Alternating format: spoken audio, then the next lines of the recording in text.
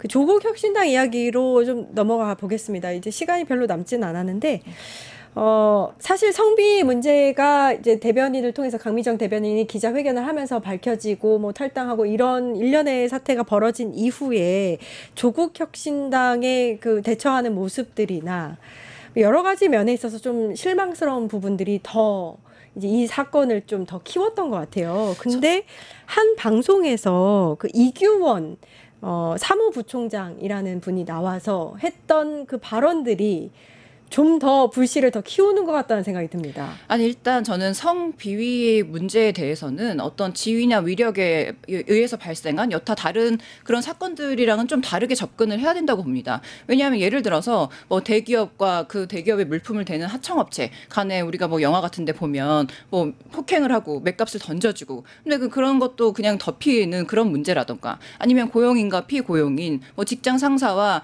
뭐 부하 직원 이런 관계에 있어서는 어떤 갑질 문제로 규정이 되고 피해자를 어떻게든 보호하려는 그런 노력들이 이루어져요. 그런데 성비위 같은 문제에 있어서는 성폭력이나 성폭행을 이룬 그 가해자나 그 가해자 주변의 인물, 심지어 그 피해자를 모르는 사람들까지도 굉장히 쉽게 비난하고 뭔가 수치심을 주는 그런 일들, 2차 가해를 굉장히 쉽게 합니다. 그러니까 이 문제에 대해서는 굉장히 신중하게 접근을 해야 되는데 아까 말했던 조국 혁신당의 그 사무총장 같은 경우에는 아마 이 사건이 강미정 의원이 탈당을 하면서 이 기자회견을 했을지라도 이것이 무마됐을 가능성도 저는 되게 크다고 봅니다. 왜냐하면 이 사건이 이미 작년 12월 12일에 일어났고 뭐 검찰에 이것을 공론화시켜서 부각했던 것도 오래됐는데 그동안 이것을 이렇게 묵혀왔고 뭉쳐왔던 이런 본인들의 조직적인 논리가 지금까지도 행해졌고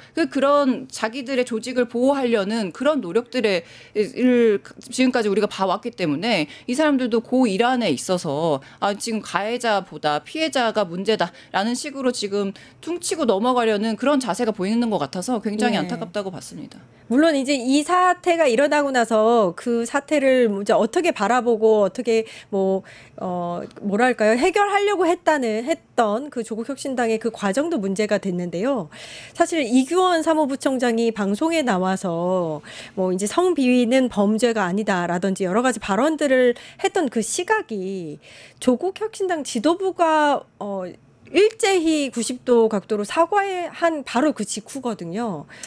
어떻게 이런 단어를 쓸 수 있는지가 전 사실은 이해가 가지 않았습니다. 지금 본인이 일반 변호사 패널로 나와서 이게 법적인 조항은 어떻고 이거는 명예훼손이다 이거 설명하려고 나온 게 아니라 조국 혁신당의 사무부총장으로 나온 겁니다. 그랬다면 국민들이 이번 사태에 대해서 조국 혁신당을 어떻게 바라보고 있고 어떤 조치를 취해야 되는지에 대해서 그 국민들의 여론과 피해자의 마음을 헤아리고 나와서 하는 것이 아니라 딱 법률가적인 마음에서 그런 마음에서 지금 법 해석을 하려고 들고 제가 보기에 과다하게 조국 전 대표를 감싸려는 마음이 앞섰기 때문에 피해자가 이런 발언을 어떻게 들을지 국민들은 저런 발언에 의해서 또 상처를 입을지에 대한 최소한의 국민에 대한 마음을 많이 잃었다라고 생각이 들고요. 조국 혁신당이 지난 총선에서 내선 게 뭡니까? 쇄빙선이에요. 예. 얼음을 깨부수고 나간다. 누구 깨부순다는 거예요? 기득권, 타락한 거대 악과 싸운다는 거였죠. 지금 당 내부를 지금 깨부수고 있고 지지자와 신뢰사의 마음을 깨부수고 있어요. 가장 슬퍼하는 사람들이 누굴까요? 전 조국 혁신당 당원들하고 지지자들이라고 생각을 합니다.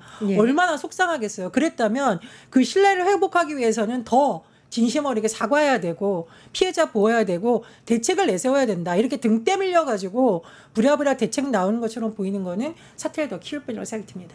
자당의 그 사실 동료였잖아요. 검찰 개혁을 위해서 함께 뛰었던 동료가 이렇게 성비위 피해를 당하고 탈당까지 얘기를 하면서 울면서 기자회견을 했는데. 근데 이제 피해자도 동료라고 볼 수 있지만 그 이제 뭐 일각에서 보면 조국 혁신당 자체가 조국 전 대표가 이제 문재인 정부 청와대 민정수석으로 재직했을 때 그때 같이 일했던 사람들이 당의 주요 보직을 차지하고 그 사람 중에 하나가 가해자로 지금 지목이 되어 있는 상황에서 그래서 피해자보다는 본인과 같이 연이 더 깊은 가해자를 피해자를 보호하려고 이렇게 노력한 것이 아닌가라는 지금 의심을 하고 있는데 말씀하신 것처럼 지도부는 나와서 90도로 허리를 굽혀서 인사했는데 이 사무부총장이라는 분이 나와서 법률가적 시선으로 해석을 한다? 이런 것도 문제가 있고 굉장히 괴이가 느껴지잖아요. 우리가 일반 사람들의 입장에서는. 그리고 두 번째로는 법률가의 시선으로 봐도 이게 형사처벌 대상은 아니지만 뭐 일가정 양립평등법이라든가 뭐 이런 법에 의해서 이것은 분명히 위법한 사안이라고 우리가 볼 수도 있습니다. 그러니까 법률가적 시선에서도 법 해석을 잘못했다. 그러니까 그냥 아예 가해자를 보호하기만 하고 피해자를 내버려 두려고 마음을 먹고 작정했기 때문에 이런 발언도 그냥 손쉽게 나온 것이 아닌가라는 생각이 듭니다. 조국혁신단이 외부의 거학과 외부의 기득권을 깨는 노력을 그동안 안 했던 건 아니겠죠. 그런데 내부에 있는 가장 약한 사람들의 고통을 외면하고 동료들의 신뢰를 잃는다면 누가 조국혁신당을 혁신에 앞서가는 당이라고 믿을 수 있겠습니까? 지금 너무나 중요한 기점에 와 있다고 생각이 들고요.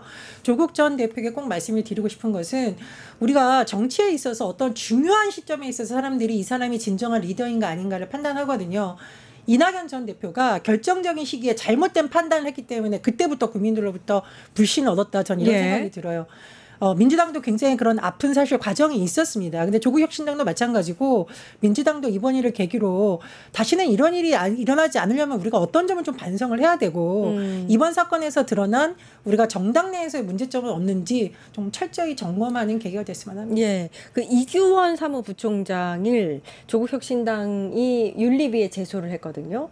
그러면은 이 당 차원에서 이규원 부총장의 그 입장과는 좀 배치된다. 이런 뭐 메시지를 준 거라고 보면 될까요? 어떻게 보세요? 아니 사실 저도 그 문제에 있어서도 좀 등 떠밀려서 뒤늦게 한 것이라고 보는데 왜냐하면 뭐 지금 원장이죠. 최강 원장이 그런 2차 가해적인 발언을 했을 때 정청래 당대표께서는 바로 윤리위에 넘기는 그런 모습과는 좀 시차가 있는 것 첫 번째요. 두 번째로는 지금 가장 문제가 되는 것은 조국 전 대표입니다. 조국 전 대표는 이 문제를 수감 중에도 알고 있었으면서도 그 부분에 대해서 답장을 본인이 써서 내가 지금 구치소에서 나가면 이 문제를 해결하겠다라고 편지를 썼고 그리고 실제로 출소를 했는데도 굉장히 여러 분야에서 광폭 행보를 조국 전 대표가 보이지 않고 있습니까? 그럼에도 불구하고 이 문제에 대해서는 입 닫고 피해자의 어떤 위로라든가 진실 규명, 어떤 재발 방지 철저하게 하겠다 이런 메시지를 내지 않고 있다가 심지어 엊그저께는 기자들이 물어봤어요. 당신의 입장은 어떠냐라고 했더니 다음에 기회가 되면 설명할 수 있겠다 이렇게 하고 넘어갔단 말이에요. 그 문제도 일단 문제가 굉장히 커 보이고 뒤늦게서야 자기 SNS에 글을 굉장히 길게 올렸는데 저는 그 글도 뭔가 자신이 제때 이 문제를 해결하지 못했던 이유에 대한 변명 일색이었던 것 같아서 그 부분이 굉장히 어떤 당을 이끌었고 그리고 앞으로 더 이끌 것으로 예상되는 이 조국 혁신당의 대표에 대해서 리더십에 참 우려가 있다라고 봤습니다. 예. 조국 혁신당의 간부들 소위 말하는 지도부와 현직 의원들과 간부들이 지금 가장 헤아려야 될 사람들은 피해자를 도왔던 지지자들, 조력자들일 텐데 그것보다는 조국 전 대표를 지키려고 너무 나선다. 이건 우선순위가 바뀐 겁니다. 예. 조국 혁신당에게 우리 국민들이 기대했던 바가 아니에요. 국민들이 정말 지금 어떤 지점을 바라보고 있는가 그 부분에 대해서 다시 한번 생각해봤습니다. 예, 알겠습니다. 정치하는 언니들 여기까지 하겠습니다. 전예현 민주연구원 부원장님, 이지혜 전 더불어민주당 상근 부대변인님 고생해 주셨습니다. 감사합니다. 김창현의 창이 방송되고요. 저는 내일 4시 50분에 다시 찾아뵙겠습니다. 함께해 주신 여러분 감사합니다. 유튜브 구독하고 실시간 채팅과 댓글을 남기시면 매일매일 7,000TTCO를 드립니다. 참여 방법은 통통물 어플을 다운로드하고 회원가입과 로그인을 해주세요. 마이페이지에서 나의 회원 고유 번호를 복사해주세요. 유튜브 구독 후 실시간 채팅이나 댓글창에 고유 번호를 한 번만 입력하면 준비 끝! 지금 유튜브 채팅과 댓글 쓰기 참여하고 7,000TTCO 받아가세요.